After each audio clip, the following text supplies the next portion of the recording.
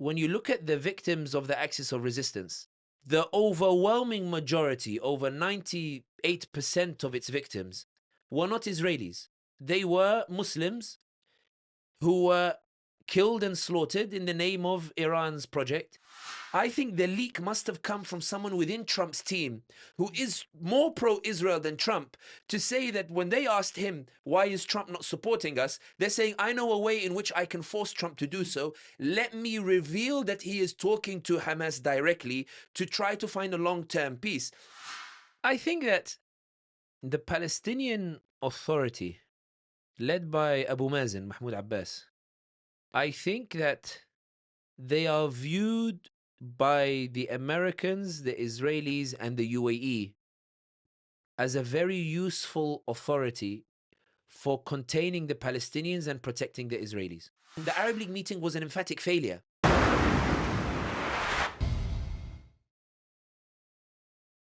In this holy month of Ramadan, the U.S.-Israeli ethnic cleansing and genocide of Palestinians continue despite the announcement of a ceasefire. As of this program, 40,000 Palestinians have been made homeless in the West Bank due to Israeli destruction. Since the ceasefire, over 100 Palestinians have been killed in Gaza, while Israel has completely cut off food and medical aid, leaving people with only a few days of water. Meanwhile, Israel blocks rebuilding materials from entering Gaza, ensuring no homes can be reconstructed. At the same time, Arab leaders met in Cairo under the Arab League, seemingly in response to Trump's call to turn Gaza into a commercial Riviera, one that excludes its indigenous Palestinian inhabitants. And most recently, Trump, in his latest tweet, threatened to kill every Palestinian if all Israeli captives are not released, blatantly ignoring his own U.S. ceasefire terms. Joining me once again to break down the latest developments, where the region is, where it's headed, and what's needed right now, is journalist and political analyst Sami Hamdi. Welcome again to the American Muslim Dialogue podcast. Thank you very much for having me, Sister Sabih. Let's start with the ceasefire itself. What is Trump's aim? At first, he puts pressure through Witkoff to make Israel to do a ceasefire, and now he's seemingly giving the green light for a siege and starvation. On the same day, he meets with Hamas, which is actually goes against American policy of not meeting with so-called terrorists. In those on listed as terrorist organizations. So, what is going on with Trump?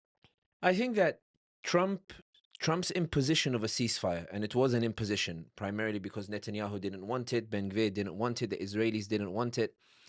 I think that Trump's policy, and we're seeing it even manifesting in Ukraine and these other scenes as well, is this idea that Trump wants to be seen as the peacemaker. Trump wants to be seen as the one who brings about peace. I don't think that Trump is a warmonger in the way that Biden was. I think Trump truly believes that there's no real American interest in engaging in war, and that's why he's trying to force parties into a peace treaty that may not necessarily be just in and of itself, but the idea of a peace treaty. And the reason why I mentioned that it might not be just in Ukraine, he's pushing for Zelensky to hand over the areas that Russia has taken over, whether it's Donetsk and Lugansk and these places. In Gaza, he's suggesting that he might take over Gaza and let the Palestinians leave and then establish some sort of place, Riviera, for them to win in.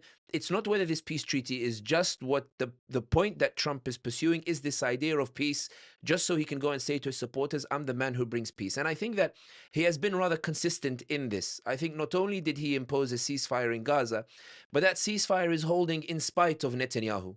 Every time Netanyahu threatens not to release prisoners in order to scupper the ceasefire, he gets a call from Witkoff and he's forced to release more prisoners. And I think that the report that Trump is now engaging directly with Hamas to find some sort of long-term ceasefire, I think that in itself reflects a number of conflicting dynamics within the Trump administration. The first of which is, I don't think that Trump did it instinctively. I don't think that Trump did it because he naturally wanted to talk to Hamas. I think instead he realized that if he wants to pursue this peace that he's looking for, he has to talk to them. And to really put this point home, I think that if you remember in the elections, he said that if Hamas do not release the prisoners before he enters office, he will unleash hell. And I think when Trump said it, he meant it. I think Trump at the same time meant that he wanted a peace treaty. So how did he reconcile the two? What he did was, when he realized that Hamas were not budging because they looked around and said to themselves, well, this is already hell, like there's not much you can do. Trump didn't want to look stupid in front of his own supporters. So instead, he goes to the Israelis and forces them into a peace. And this is what has become Trump's modus operandi. If Russia doesn't want to do a ceasefire, he gets Zelensky to buckle to the Russians in order to force that ceasefire, just so he can go to supporters and say that I have brought about a ceasefire. I think the second reason why Trump has been upholding this ceasefire so far is Trump is adamantly against the idea of America paying for a war abroad, and adamantly against the idea of American troops being used. And I think that's something shared not by Trump, but also by the Republicans. You'll remember that when Trump said we're going to occupy Gaza and send troops to go and occupy Gaza, Biden, when he sent troops, he sent it under the Humanitarian Peer Initiative, where Marines were sent in order to try to help out the Israelis. And then when some Marines were reportedly or allegedly found themselves in difficult situation, Biden decided that I don't want to bear the cost at home. Let me just withdraw that humanitarian pair. I think that Trump, unlike Biden, who sent troops, I think that with Trump, when he announced that he would be sending troops, we saw Candace Owens come out and saying we should not be sending troops. Tucker Carlson saying it's a bad idea. Lindsey Graham, who said that Israel is fighting a religious war against the Palestinians, Lindsey Graham was asked and he said this is a really bad idea. We don't want to send American troops to Gaza. Rand Paul came out on Twitter, another Republican, saying, Mr. President, this is ludicrous. This is not America first. We can't send troops to Gaza. And Trump the next day came out and said that it was just a suggestion. I'm going to wait and see what the Arabs have to come up with as well. The point here being, the second reason why Trump wants to uphold the ceasefire is that he's very much aware that Israelis want to fight a war at the US expense, where the US sends money, where the US sends troops, and therefore he also believes that if Israel continues in the way that it's going, Israel is not presenting a strategy to Trump whereby they have a clear goal. Israel is not presenting a way in which it's going to eradicate Hamas. Israel is not presenting a plan for the day after. And Israel is also suggesting opening multiple fronts with Syria and with the Iranians. And Trump does not want to open any multiple fronts. And this is why I think that the leak that Trump, and it's a leak, the leak that Trump is talking directly to Hamas, and the reason why I emphasize it's a leak is because I don't think that Trump wanted people to know that he's talking to Hamas directly or that his team is talking to Hamas directly. I think the reason that it was leaked is because the Israelis are frustrated that Trump is not letting them go back to war. Netanyahu came to the White House to ask Trump, why did you call for a ceasefire when I didn't want it? Why is it that you'll keep upholding the ceasefire? Why are you insisting I enter phase 2? The Israeli foreign minister said, we're not entering phase 2. And then a call from Witkoff comes, and then the day after he says that we're beginning the process of beginning to engage with phase 2. When Netanyahu came to Trump, he said, why are you doing this? And I think that the leak is designed to try to embarrass Trump amongst his supporters. It's an Israeli attempt to squeeze Trump, to say to him, if you're not letting me go back to war, I'm going to tell the world that you're negotiating with terrorists. And I think the leak, by the way, did not come from the Israelis. I think the leak must have come from someone within Trump's team who is more pro-Israel than Trump, to say that when they asked him, why is Trump not supporting us? They're saying, I know a way in which I can force Trump to do so. Let me reveal that he is talking to Hamas directly to try to find a long-term peace. And this is very significant. And this is the point that I want to hit home. When Trump is talking to Hamas directly, in order to, not Trump personally, but his team talking to Hamas directly, it indicates that Trump genuinely wants to find some sort of resolution to what's happening. That doesn't necessarily mean a peace for Gaza. What it means is he wants to have these hostages released, and moreover, he wants to find assurances that this won't necessarily happen again. The second point is the fact that Israel want to leak this, and the Israeli allies and the government, in order to embarrass Trump in front of his supporters, suggests that they're aware that Trump is doing this because he believes that it's popular with his supporters. And this is the point I want to emphasize. The reason Trump did a ceasefire is not because he cares about the Palestinians. It's not because he cares about Gaza, nor is it because he cares about any of the Muslim population. The reason Trump did a ceasefire is because he came to the conclusion that a ceasefire would go down very well with his supporters, suggesting that from his view, his supporters, the ordinary Americans who are his supporters, or those who voted for him, those supporters would prefer to see a ceasefire than support for Israel's genocide. And I think this is Netanyahu's problem. Biden resisted the Democrat base and supported the genocide because he believed this is the way he's going to win the election. Biden believed, I need to give the Israelis everything. And even the ceasefire deal, everyone says it's Biden's ceasefire deal. Biden used the ceasefire deal to continue the genocide, in that Blinken was waving it around and saying, Hamas is rejecting the ceasefire. We have one already in place. They're the ones who don't want it. And it's not our fault that Israel needs to continue the genocide. Biden used the ceasefire to continue genocide. Blinken used the humanitarian crisis to increase the genocide. The whole humanitarian corridor, it wasn't a truce. It was a facility to facilitate ethnic cleansing, in which you had a humanitarian corridor where they moved the Palestinians from northern Gaza to southern Gaza. So Biden was wholeheartedly committed to the genocide. With Trump, however, he believes his supporters are not necessarily committed to this genocide, which is why he embarked on the ceasefire. And this goes back to your original question. This is the point that I finished on this particular question. How do we make sense of Trump's contradictory statements? I think that Trump, if you look at his words, he is continuing the genocide. Okay. If you look at his actions, it stopped in Gaza, which means there's a clear contradiction between what he says and what he does. He said he'll give Hamas hell and ended up signing a ceasefire instead. He said that it's their last chance. They have to release all the hostages on the Saturday. Hamas released 3 hostages and they didn't release all the hostages. Trump maintained the ceasefire in place. I think that Trump's statements do not necessarily reflect his actions insofar as Gaza is concerned.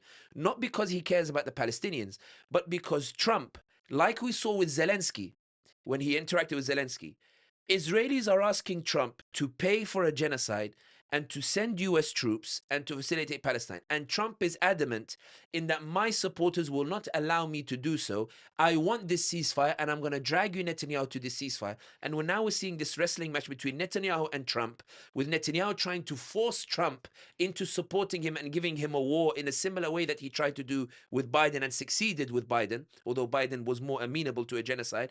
But the point that I'm saying is that Trump's statement that he made, that I'll kill all the Palestinians, I think, based on Trump's record, and I could be wrong, this is analysis at the end of the day, I think that this statement came within an hour of Trump meeting a family of the Israeli hostages. And Trump, as we saw in his first term, Trump meets Kanye West and comes out and says, all the African Americans love me. Then the next day he meets Netanyahu, Israel is great and we need to support it. Then he goes and meets a bunch of imams. He says, if I was in power, this would never have happened. You know, they love me, the people in the Middle East. He sits with bin Salman and bin Zayed, and he says, Qatar needs to be disciplined and learns its lesson. Then he sits with the Qatari Emir. We've always been friends. Qatar is such a wonderful ally to the United States. Trump's statements are based on the last person that he met with, which is why I say that Biden gave sweet words. Biden said that we're looking for a ceasefire, we're working tirelessly for it, and we need humanitarian aid. And his action was genocide. Trump is saying, I'm going to bomb them into oblivion, but his action is ceasefire. And that's why I think with Trump, it's not that I'm saying he's a good man. I'm saying that as it stands, I think Trump is committed to a ceasefire and extending it. And I think it's the Zionists who are desperately trying to force him into supporting genocide again. And as it stands, he's not budging. So do you think that ceasefire will hold, regardless that whether or not they're in phase 2 or whatever phase that is supposed to be in right now? I don't think anybody can honestly say whether the ceasefire will hold or not. I think what is clear is that the ceasefire is holding because of Trump. I think Trump is the reason the ceasefire is there. And I think that Trump's pressure on the Israelis, it's what's keeping the ceasefire. And I think the Israelis, they are like the rabid dog that wants to go out and go and attack. And Trump is holding them on the leash and saying to them, no, you're not allowed to go to war. And I think Netanyahu now is finding it very difficult because Netanyahu cannot wage war in Gaza without the Americans. This is what he understood with Biden. You cannot wage war without the Americans. Reagan in 1982, he stopped Ariel Sharon in Beirut. Bush stopped the Israelis in 2008. The reality is that the Americans are the ones who stopped. And I think Trump is not allowing the Israelis to go to war. That doesn't mean that Trump won't change his mind. What I think is happening is that Trump wanted to find a way in which he could ethnically cleanse Gaza, and he adopted the pursuit of Blinken's plan. Blinken's plan was that we need the Palestinians, because Gaza is uninhabitable, we need the Palestinians to be moved to Egypt. That was his plan in October. Biden, in October 2023, he took Blinken's plan, he went to Congress and he said, I need $14 billion to give to Egypt and Jordan so that they can take in the Palestinians and we can establish tents. So Trump took Biden's plan, The same way that the Muslim ban, he took Obama's idea and he went and implemented it. Trump, again, took a Democrat plan and he decided that we want to empty Gaza of the Palestinians. And he told the Egyptians and Jordanians, we want you to take in those Palestinians. Sisi adamantly said, there's no way on earth I'm taking in Palestinians across the border. Netanyahu responded in the Fox News interview and said, come on, we all know that a Palestinian can pay $10,000 at the border of Egypt and they're allowed to cross. But Sisi said, that's different. The bribery or whatever, he didn't actually say that, but the attitude implicit was, that's different. Corruption, that's fine. But I'm not taking it as a policy, the Palestinians coming into Sinai Peninsula. Of course, Sisi, it's not because he cares about the Palestinians, it's because Sisi is aware if Palestinians go into Sinai, they will continue to resist Israel from Sinai, and Israel will use that as a pretext to go and invade Sinai again, and the Israelis will gladly try to take Sinai. King Abdullah went to the White House, that visit where he was scolded and he was, a lot of people lambasted him for it, but which I think was a clever visit from King Abdullah of Jordan. King Abdullah of Jordan went to the White House and says to Trump in private, Mr. President, there are two reasons why your plan is wrong. One, if we take in the Palestinians, they will resist Israel from our countries. You don't solve the problem of resistance by sending them into our country. I think he presented it from Israel's security interests. And the second thing he said was, Mr. President, if you make us take in the Palestinians, you risk the future of our governments. We will not be able to withstand not only the economic burden, we will not be able to withstand the political burden. Sisi's government will fall, and likely my government will fall too. So, Mr. President, it's not that I don't want to help you. This is how I think King Abdullah spoke to Trump. It's not that I don't want to help you. It's that, Mr. President, you haven't thought this through. When Trump comes out in the press conference after the meeting, Trump, of course, the suggestion is that there wasn't supposed to be a press conference. Trump brings King Abdullah in the press conference and says they're going to take in the Palestinians. It's just a matter of time. So King Abdullah says, I'll give you a gesture. I'll take in 2,000 Palestinians, but remember what I said. We can't take it. Yair Lapid of the Israelis, the former Israeli prime minister, comes out 2-3 weeks later and says to an American think tank that we need to consider the safety of our allies in Egypt. Because if we push this too hard, our allies might fall, and instead of a friendly regime that we have currently, we will have a non-friendly regime. The Israelis are already looking at Syria. They see Erdogan and they see Damascus with Ahmed al-Shara. They see that these two are ideologically committed to rescuing the Palestinians and re-establishing a Palestinian state. If they had ideal circumstances, Israel believes they would actually try to do it. Okay, we've got Syria, we've got a problem here. Assad has fallen, that's a serious problem for us. If Egypt falls too, then the historical triumvirate that always liberated Palestine will suddenly be established. We need to save the Egyptians. And that's why I think that when they had the Arab League meeting, which we'll probably go into later, when they had the Arab League meeting and Egypt adamantly said, we're not going to take in the Palestinians, Trump, you need to think differently. I think that Trump has come to a position whereby if Israel goes to war, they might drag me in a war with a regional war. I don't want that. Israel wants me to go to war. My supporters are against it. Lindsey Graham won't allow me to send in troops. Not that Trump cares what Lindsey Graham thinks, but Trump cares what his base thinks. My supporters won't allow it. And therefore, I think that Netanyahu, when he went to the White House, he said to Donald Trump, here's my plan. Here's what I want to do. And Trump said, I'm not convinced by it. I'll give you the statements that you want. I think Trump wants to give the statements, but it will be done on my terms, Netanyahu, not your terms, because we didn't have a smart guy, in his words, in power last time, Biden. He didn't think it through. If you want to commit genocide, it will be on my terms, and I'm not happy with the terms as they stand at this moment in time. So now Trump is allegedly, reportedly, talking to Hamas directly. His team has talked to Hamas directly. And I think the leak is Israel's attempt to say to the Americans or his base, oh my God, he's talking to terrorists, he's talking to Hamas, you guys need to be angry. And I think the Israeli calculation might actually be wrong. I think what they might find from Trump supporters is listen, we just want peace. We just want, that's something that's far away. We're not interested in this. And it remains to be seen whether Trump will continue in that vein. The reason I answered your question on the dynamics as opposed to saying whether ceasefire will last is that we don't know what will happen tomorrow.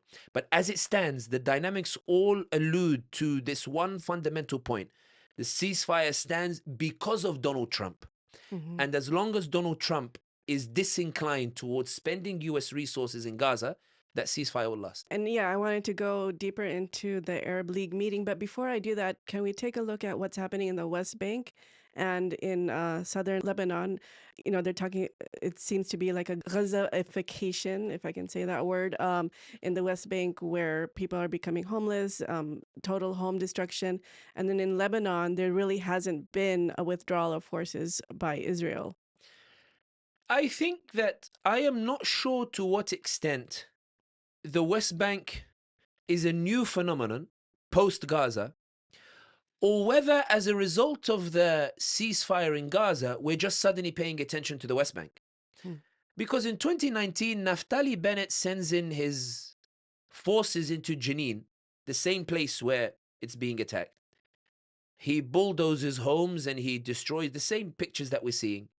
Tries to kick out Palestinian families, but he's forced to withdraw when Shireen Abu Akleh, the journalist, is killed, and the administration at the time thinks it's a bit too much heat here. Forget it, it's not really worth it. If what's happening in the West Bank is the bulldozing of homes, that's been happening for many years. I'm not justifying it. I'm saying I'm questioning whether the West Bank is similar to Gaza in terms of what we saw in Gaza. There aren't airstrikes happening in the West Bank. What's happening in the West Bank is during the genocide in Gaza, the Palestinian Authority blockaded the Jenin camp. Why? They were fearful that the resistance groups in Jenin would try to do what Hamas did in Gaza. They were worried that they would attack the Israelis in a way that Hamas did, and therefore bring the Israelis to attack the Jenin refugee camp. So the Palestinian Authority took it upon themselves to go and blockade Jenin to try to eradicate some of these particular groups. The Israelis on the other side, they also started to try to put pressure on the Jenin refugee camp. The problem the Israelis had was when they went to the Americans, to Biden, and said, we want to go into the West Bank the way we're going into Gaza. Biden said, the way you guys are going in now is fine, but I don't want you to go into it the way you're going into Gaza. Why? Because the Saudis are promising normalization in exchange for a Palestinian state. That's what they're saying to me. He said it in a podcast. They recorded it in a stadium somewhere, I can't remember where. He said the Saudis are telling us they're ready to normalize in exchange for security agreement, nuclear technology, and support for Vision 2030. But as part of their PR, they need a Palestinian state. And we want that state to be the West Bank. So Gaza is fine, but if you take the West Bank, what are we going to give to bin Salman, to give to imams to speak on the minbar and say, Ya ibadallah, this is a wonderful victory that we've normalized with the Israelis, because now we have a Palestinian state that's called the West Bank. So Netanyahu tried to test the limits of American support by sending in settlers. Huwara, the settlers went in to burn homes over there during the genocide in Gaza. The bulldozers went in to try to demolish homes. There was gunfire. There was attempts to kick the Palestinian families out. Everything that's happening now in the West Bank. So there's continuity in that regard.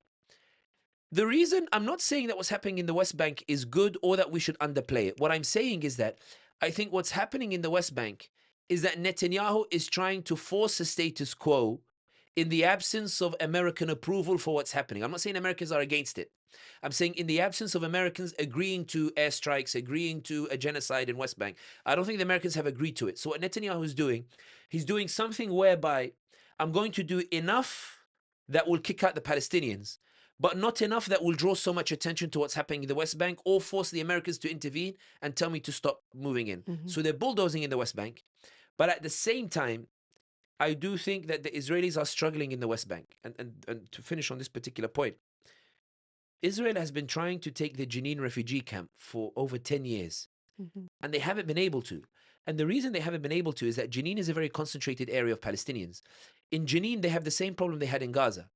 In Gaza, although they aerial bombed Gaza and destroyed most of Gaza, one of the reasons that Netanyahu was forced into a ceasefire was that the Israelis are also paying a heavy price for going into Gaza. Hostage families are coming out saying why the hostages are not out. And also soldiers are saying that we're going there, we're not really achieving that much. Because every time we decimate an area, these guys just pop up like a whack-a-mole and they ambush us, you know, and as a result, another Israeli soldier is killed there as well. They have the same problem in Jenin. The Israeli public is pro-genocide, but anti-death toll. So they're pro-genocide, but anti-paying the price for genocide. They are pro the removal of Palestinian families because the Israeli citizen, by virtue of being a citizen in Israel today, you are occupying the land and home of a Palestinian family that now resides in Gaza or in the West Bank because you kicked them out. The very definition of a citizen of Israel is somebody who lives on land that they took and stole from somebody else. That's the very definition. So they're not anti the kicking out of Palestinians. They're not anti-ethnic cleansing. They're not anti-kicking out Palestinians from their homes. They're anti an Israeli dying in the process. They're anti an Israeli paying the price. And that's why we saw many Israelis go to the airports and flee Israel immediately. They didn't want to defend a land that they knew perhaps is not necessarily theirs. Instead, they wanted to go back to Brooklyn and go back to some of these other places as well. My point here is Jenin is not an easy place to take because it's so concentrated that even if you were to drive out the Palestinian families and destroy all the homes over there, the population make it impossible for you to remain in that area, in the Jenin camp. And to finish on this particular point, there's a reason Ariel Sharon withdrew from Gaza. It's because when he occupied Gaza, he realized that putting Israeli settlers in a heavily concentrated 2 million strong Palestinian population, there's no way you can guarantee the security of settlers who've taken Palestinian land. So what he said was, I don't have the manpower, all the tools, or the public will to tolerate day after day of attacks on Israeli settlers. Let me instead make it an open-air prison and blockade the area and leave the rest of the land for Israeli citizens to occupy and to go and occupy the homes. The same problem Ariel Sharon had in Gaza, Netanyahu has in the West Bank. So I'm not underplaying what's happening in the West Bank. I just think the dynamics are slightly different from Gaza. And I think that Netanyahu is trying to commit a genocide there, but is limited by certain dynamics imposed by the Palestinians and imposed by the Americans themselves, which lends itself to the suggestion that Netanyahu, just as he was unable to take Gaza, just as he's unable to kick out the Palestinians from Gaza, it's hard to see how Netanyahu is going to succeed in the West Bank, despite the news that's coming out of the West Bank. And also we see the role of the Palestinian Authority, right? Can you explain what their relationship is with the people of the West Bank and also with Gaza? Because every time Israel talks about taking over the ruling of Gaza, they bring in the Palestinian Authority. And in fact, PA was at the Arab League meeting where they were part of the post-ceasefire plan by the Arab League. I think that the Palestinian Authority, led by Abu Mazen, Mahmoud Abbas, I think that they are viewed by the Americans, the Israelis, and the UAE as a very useful authority for containing the Palestinians and protecting the Israelis. I think the belief is that the Palestinian Authority is content with what it has, and they have abandoned the legacy of Yasser Arafat in the resistance days, and therefore they are ideal to rule the West Bank because they have no eyes on retaking land that was stolen from them by this state that calls itself Israel. But at the same time, the Israelis are never the ones to suggest that the Palestinian Authority should take control of Gaza. The Israelis are always adamantly against it.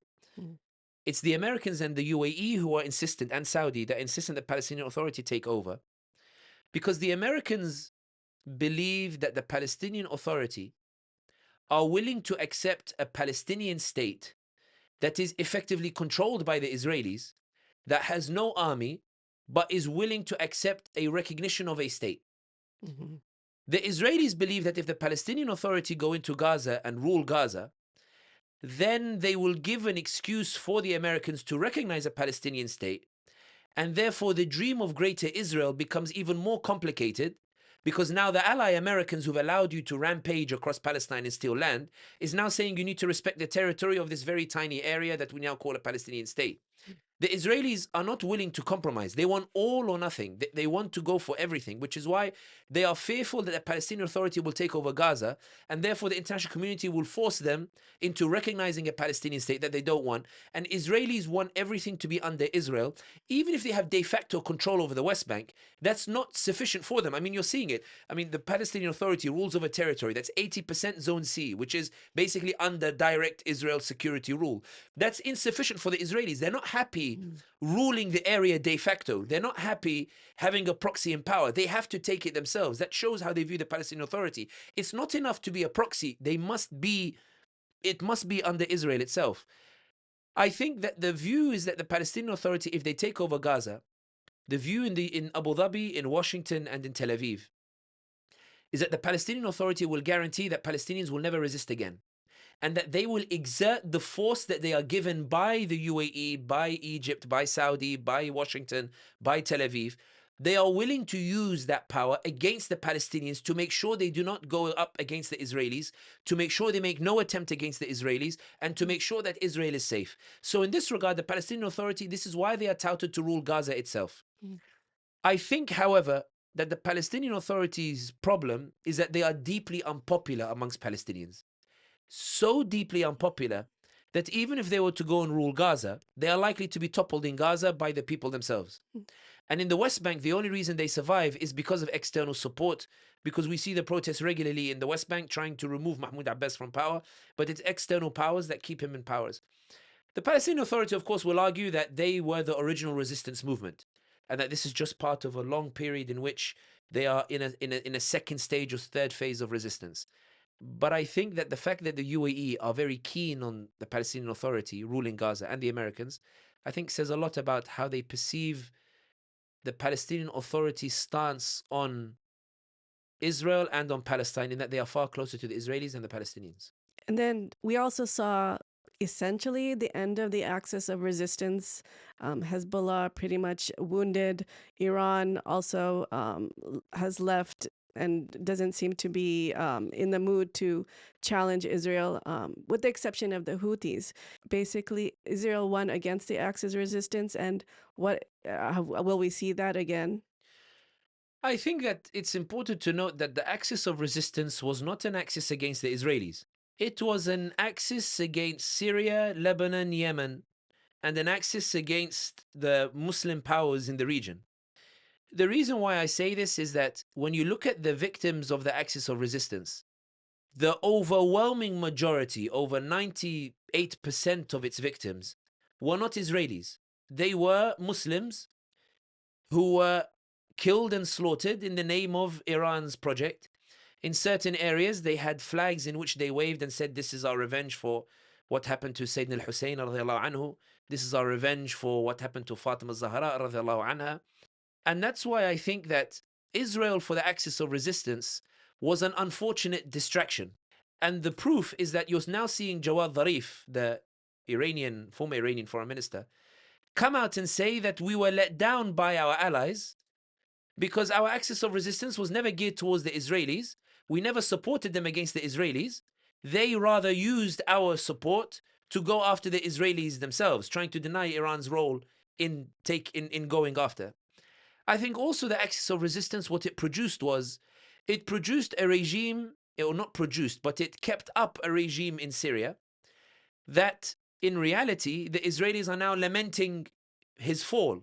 We saw the Israelis coming out and saying that Assad's fall is a disaster. We now need to go and establish a buffer zone. They didn't try to establish that buffer zone under Assad because they felt safe and secure when Bashar al-Assad was ruling Syria. I do think that the Iranians their proxies were battered by the Israelis.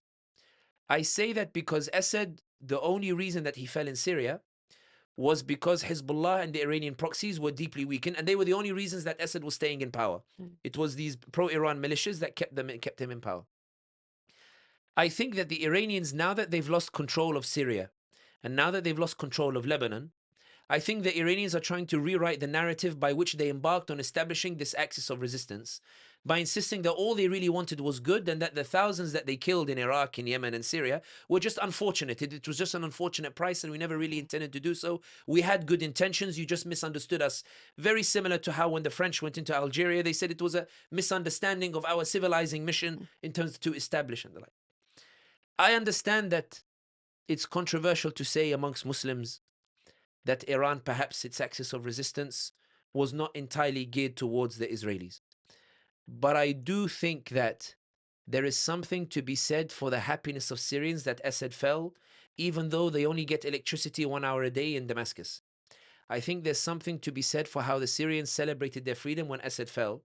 And I think there's something rather crude about the idea that the liberation of Palestine requires the chaining of Syrians. that the liberation of Palestine requires the chaining of Lebanese, that the liberation of Palestine requires the slaughter of Sunni populations in Diyala, that the liberation of Palestine requires this very aggressive sectarian agenda by which these militias need to go up against these areas and demographically change those areas by loading those who are not from their sect on buses and sending them north and bringing their sect down to occupy the homes of people. They were displacing people in Damascus and the like. I mean, it's all well documented. I think there's something very dangerous by suggesting that I stand with the liberation of Palestine and I need to put you under dictatorship and I need to slaughter your family and I need to take your land and I need to take your home in order to go and liberate Palestine. I think there's something perverse about it. In terms of Iran's position as it is, I think that the Iranians realized that although they were able to establish control, there was an Iranian member of parliament in 2014 who came out after the Houthis took over Sana'a. He said, we in Iran now control 4 Arab capitals. His words, not mine. We now control Baghdad, Sana'a, Beirut, and Damascus. Now Iran pretty much only has Sana'a in its hands and Baghdad to some extent. Baghdad is still in its grip. But it's lost that bridge that goes all the way to Lebanon. I think the Iranians now are trying to say to the Americans that we want a deal. We're not going up against the Israelis. What we want is peace. We want to come to some sort of agreement. I think the problem for the Iranians is that they left such a bad taste as a result of this axis of resistance against the region, not against the Israelis, that I think the Iranians are now scrambling to find some sort of way in which they can protect themselves from the consequences of everything that they did. But it remains to be seen what they will do. As far as their actions against the Israelis are concerned, you mentioned the fact that Israel hasn't withdrawn from Lebanon. Israel is attacking Syria. I think that the Iranians, they no longer believe Syria and Lebanon to be their priority. They no longer believe that it's something that necessarily concerns them. And I think when you see some of those who touted the axis of resistance, we're seeing phrases like, I wash my hands of Syria, I wash my hands of these Lebanese, I wash my hands of this as well, suggesting that let's see how they handle it instead. And I think that's a reflection of the Iranian position. And going back to Syria, what is Israel trying to accomplish in Syria? They're obviously taking over more land, past Quneitra, saying they need a buffer zone. Is this the next phase of the Israeli expansion to make greater Israel? And why haven't we've seen some rhetoric coming out of Ahmed al-Shara's government, but why haven't we seen Syria forcefully confronting the takeover of its territory? I think that if you put yourself in Netanyahu's position first, and you've seen that in 10 days or 11 days, the Assad regime, with which you were lobbying the Trump administration to ease the sanctions on Assad, because Assad had suggested that I'm willing to abandon Iran and I'm willing to move against Iran if you're able to get the Americans to lift the sanction. Israeli said this is a very good idea. Let's lobby the US administration to try to lift those sanctions. And the UAE was lobbying with the Israelis for that as well. I think that when you're in Netanyahu's position and Assad has made sure that Iran, by Iran's admission, refused to allow the Iranians to embark on operations against the Israelis from Syrian territory. I think that when the Netanyahu believes a semi-ally like Bashar al-Assad has now fallen to a group that is very Islamist in its leaning from Netanyahu's perspective, backed by Erdogan, who only keeps the peace with you because he doesn't have the power to do the opposite from your perspective. Erdogan, who you know dreams of liberating Al-Aqsa and only makes peace with you and trades with you because he doesn't have the power to do so at this moment in time. That's their words, not mine. The Israelis' words. And you suddenly have a group that has fought for 8-9 years, that has marched rapidly and taken Damascus. Netanyahu's immediate instinct is, these guys are not like Assad. They're unlikely to keep the peace with me. Let me go and bomb all of their military installations just in case they have plans and eyes to move beyond and actually threaten me in the future. I don't want them to have the time to set up in Syria. I don't want them to have, so let me bomb their airfields, let me bomb their military hardware and the like and whatnot. Erdogan goes to Damascus, sends his intelligence chief and says to the Syrians, I'm going to help you rebuild your army. I'll give you Bayraktars. I'm going to send you weaponry. I'm going to rebuild the infrastructure. I'm going to rebuild all of it. I'm going to make sure that you guys are going to be restored to as a power, because Erdogan grows up with the stories that the liberation of Al-Aqsa begins by liberating Syria and Egypt, and that's how you eventually liberate Al-Aqsa. So step one is already done for as far as Erdogan is concerned. The Israelis are also aware of that. So Israelis don't want the Syrians to set up and be. So what the Israelis offer is that we're willing to support, Netanyahu's words, we're willing to support the Kurds in the northeast and willing to support the Druze in the south. Let's make sure that if it is the case that Assad has fallen in Syria, let's make sure Syrians are not able to govern a strong Syria. The oil fields in the northeast, let's give it to the Kurds, and let's go to the Americans and say, let's recognize a Kurdish state, an independent Kurdish state. And we saw Mazloum, the head of the Kurdish separatist movement in northeastern Turkey, where he said, we're willing to work with the Israelis and the Americans for this, and we want an autonomous region, and that's what we want. We want to have this area uniquely to ourselves. Israel says, let me paralyze Ahmed al-Shara and the Turks and Erdogan by making the oil and giving it in the hand of the in the Kurds. The problem, however, is that Erdogan very quickly, before the Israelis could do that, very quickly went to the Kurds and offered his own peace plan. Öcalan, the head of the PKK, who is in prison, came out and said to the PKK, guys, we need to put our arms down and we need to start now engaging with Erdogan. And Erdogan was smart in that instead of him announcing it, he made his nationalist ally, Bahjali, he made him come out and make the announcement that he's negotiating with the Kurds, and got Bahjali to speak with Salahuddin Demirtas, who is the political leader of the Kurdish party, the HDP, in prison, to speak, to say that this isn't a Muslim Erdogan making the peace here. The nationalists also want to make peace with the Kurds. He caught the Israelis and the Kurdish separatist groups. He blindsided both of them by making the Kurds actually say, hang on a second, this time it's not Erdogan, who basically later on allied with the nationalists. This is also a nationalist coming out and saying we want the peace. So now the Erdogan has put the separatist groups at odds with the Kurdish population, who want peace and who don't necessarily see in Erdogan an antagonist, because Erdogan preaches the whole Muslim identity and the like. So Israel says, okay, I'm struggling with the Kurdish side because it seems that Erdogan is willing to go to war against the separatists and he's launching a soft power move with the Kurdish people. So let me try the Druze now in the south instead. Let me say to the Druze that I need to protect them, because all of the Western media is minorities. A minority rules Syria and brutalize the majority. But somehow when the majority are now back in power, they're now fearful for the minorities, even though the majority are saying there will be no revenge attacks against the minorities. We haven't seen revenge attacks or reprisals. Instead, we saw Ahmed al-Shara send troops to the Sayyidah Zainab shrine to go and protect it instead, something that caused controversy amongst his own supporters. But it was a clear sign. I'm not here to take revenge against Shia. I'm not here to take revenge against those who slaughtered in Yarmouk in the name of Al-Hussein. I'm here to keep the peace, the Druze, the Christians, etc. And Ahmed al-Shara also sent a delegation to the Druze. They drove in with their cars and they waved the flag of the Druze flag to say, you guys are also part of Syria as well. The Israelis are now saying, if we're struggling with the Kurds because Erdogan is blindsiding us, and so is Ahmed al-Shara, let's try and go via the Druze. The problem that Ahmed al-Shara has in the south is that there is another power, one group that refused to join, an armed group that refused to join the agreement made by the 26 groups, that is backed by the UAE, that is positioned in the south. So it seems that the UAE and the Israelis are pushing this idea that maybe the Druze need more rights, they need more this, and therefore they need an autonomous region.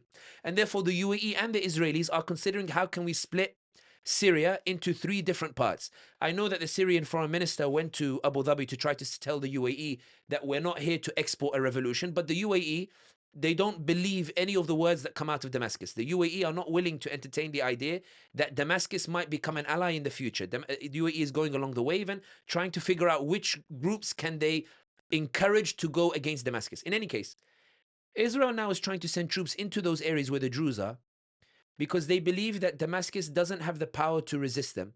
And I think, going now from Ahmed al-Shara's perspective, I don't think he has the army or the capabilities to go up against the Israelis at this moment in time. I think if he goes against them, at this moment in time, what Ahmed al-Shara has done is say to the Europeans and the Americans that your primary gripe was against the Iranians, right? We've kicked out Iran from Syria. And that has actually gone down very well with the Europeans and the Americans. Okay. Ahmed al-Shara is saying to them that, look, you may not agree with my beliefs. You may not agree with how I'm going to do things in Syria. You may not agree with the idea that we have a hijabi as the head of the central bank, that we have a hijabi that is going and becoming our ministers. You may be upset that I'm not, putting, those who are advocating bikinis on the beaches. You may be upset, like the German foreign minister said, we don't want to support Syria where there are Islamist institutions, she said. You may not be happy with this, but I dealt with something that you guys hate as well, which is the Iranians. And the Americans and the Europeans went, that's true. You've kicked out the Iranians. We both have the same hatred for the Iranians for what they did in Syria and the like. And I think that Netanyahu's problem is that he wants Ahmad al-Shara to attack the Israelis. Because if he attacks the Israelis, the Americans will come out and say, so will the Europeans, that Ahmad al-Shara is an extremist terrorist and therefore we shouldn't support him. Go ahead and go and bomb Damascus. With Ahmad al-Shara refusing to attack the Israelis are saying, guys, support us against Damascus. And they're saying, hang on a second, we want to hear what Ahmad al-Shara has to say first. We want to hear what he has to say about the Iranians. We want to hear what he has to say about the future of Syria. We want to invite him to Davos to sit with Tony Blair and tell us what he thinks about the future of Syria in terms of how it's moving forward. The Israelis are trying to provoke Ahmad al-Shara into a fight that he and the Israelis know he will lose badly. And I think Erdogan is saying to Ahmad al-Shara that, look, the Israelis might send troops in, but they won't be able to hold that territory. Don't fall for their bait. Don't let them goad you into a war you cannot win. Right now, just keep the peace until we rebuild Syria. Take a page out of my book. Erdogan is saying, take a page out of my book. Keep your head down and build your country. And when you find the strength, you'll be able to come out and be like I am in Turkey, promoting Muslim causes in Africa, driving the French out of Mali, driving the French out of Algeria, driving the UAE out of Sudan, driving the US out of Somalia, all these other places. You'll get to that strength. But Ahmed al-Shara, right now, you just need to keep your head down. I'm not saying that it's necessarily the right move. I'm not making a judgment whether it's right or wrong. I'm simply saying these are the calculations that are at play. And that's why I think the Israelis going in, I don't think they're taking advantage of what Assad prevented them from doing. I think the absence of the comfort Assad gave them means they're taking preemptive steps to make sure that Ahmad al-Shara never finds himself in a position whereby he can actually use and implement what he dreams of, which is the liberation of Al-Aqsa. Assad gave up on those dreams, but Ahmad al-Shara still dreams of it. So let's make sure Ahmad al-Shara never has the capabilities of doing so. Let's attack and move forward. But Netanyahu is restricted by the Europeans and the Americans, and he believes if Ahmad al-Shara attacks, then the Europeans and the Americans will support Israel. He's trying not to blink, and it remains to be seen how far the Israelis will go.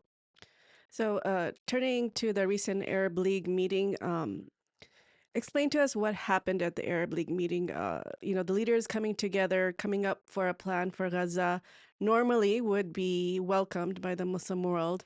But the plan, first of all, definitely was not detailed. It wasn't very serious. And it was outright rejected by Israel, followed by Trump saying, thank you for your input, and basically left it at there. So what do you make of that meeting? The reason the Arab League meeting was called is because Egypt felt it was being sold out by the Americans and by the America's allies in the region. Saudi Arabia issued a statement that adamantly rejected Netanyahu's suggestion that Saudi takes in the Palestinians. What it means is Saudi was not against the ethnic cleansing of Gaza. It was against Saudi taking in those Palestinians. What Saudi was saying was, if you're going to come up with a plan for ethnic cleansing, don't you dare suggest that we take in the Palestinians. We don't want them and we're not spending money on them. And therefore, what you're doing is a genocide. What you're doing is ethnic cleansing. What you're doing is really bad. What you're doing is horrible. And we're against Israel and we want a Palestinian state. If you're going to play it like that, Netanyahu, we're also going to play that game. Egypt came out and said, well, what do you mean I have to take in the Palestinians? I'm not taking in the Palestinians. Trump said we'll give them a bit of money. Trump, no matter how many money you give me, ICC will not take in those Palestinians. And not only that, I'm going to show you that I'm able to summon the regional allies to support me, because I know there are some allies who are telling you that this is a very good idea. So he calls for an emergency Arab League meeting. The problem, however, is the Arab leaders refused to meet at the time of Trump's announcement. Instead, they say we'll meet, but in 2-3 weeks' time, at a meeting that was already decided the date on beforehand. We'll make the emergency meeting coincide with that, suggesting that the other leaders didn't feel there was a particular urgency to it. The second point is that immediately reports began to emerge that there had been an argument between Arab states and the UAE because the UAE had proposed an amendment to Egypt's rejection to Trump's plan. So Egypt's rejection to Trump's plan was, the sentence was, we reject any displacement of Palestinians from Gaza. The UAE said, Mohammed bin Zayed will not attend this meeting unless you change that statement to we will not reject any forced displacement of Palestinians. So Egypt wanted to shut down the entire idea of displacement. UAE wanted to leave room for displacement, but just under different terms. So the suggestion, the reports were, from credible sources, the reports were that bin Zayed said, I will not attend a meeting unless this is changed. The week would pass and the 2 weeks would pass and the Arab League meeting would take place, the one that we're talking about now, without the presence of Saudi Crown Prince Mohammed bin Salman, without the presence of the UAE's Mohammed bin Zayed, without Algeria's President Abdelmajid Tebboune. I don't think even Tunisia's Qais Said went, suggesting that the negotiations between the Arab leaders did not produce a consensus about the plan with regards to Gaza and lending their support to Egypt. I think that because of public pressure and public opinion, bin Salman and bin Zayed sent their representatives to sign the agreement, to sign the announcement or statement that we reject the displacement Palestinians.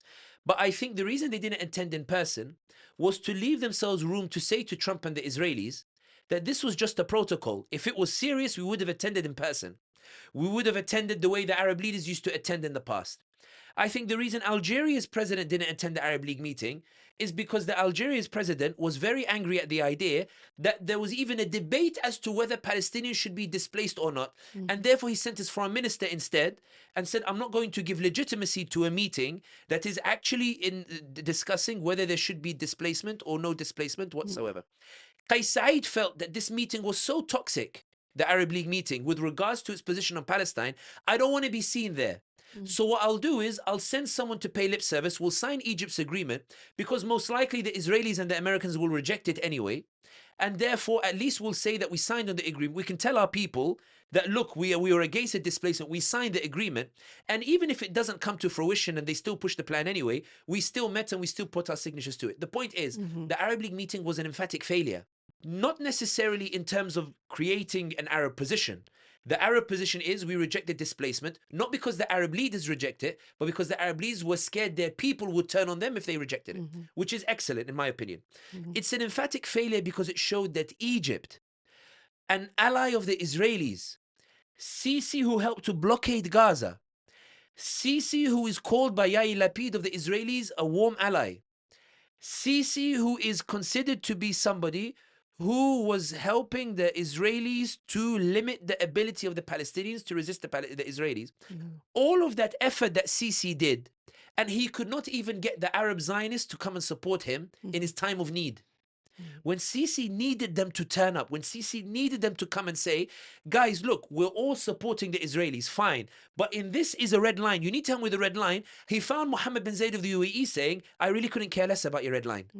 Like, I don't care. Like, I like the idea of the Palestinians leaving Gaza. The worrying thing about the Arab League statement, however, is there's a clause in it that's in which the Egyptians say that the Egyptians will train a new police force in Gaza. And I think this is a point that the UAE in particular and the Israelis will welcome, even if they reject the idea of the reconstruction. I think although the Israelis rejected the deal outright, I think the suggestion that Egypt will train a new police force is a softer way of presenting a plan that was rejected by the masses. Public opinion is against the idea of the Palestinian Authority taking over Gaza. The public opinion is firmly against it. And the UAE and bin Salman and Egypt and these countries, they're very aware that if they push too hard, they might turn public opinion against them. Bin Salman, according to Politico, said, if I push too hard on this, I might get assassinated.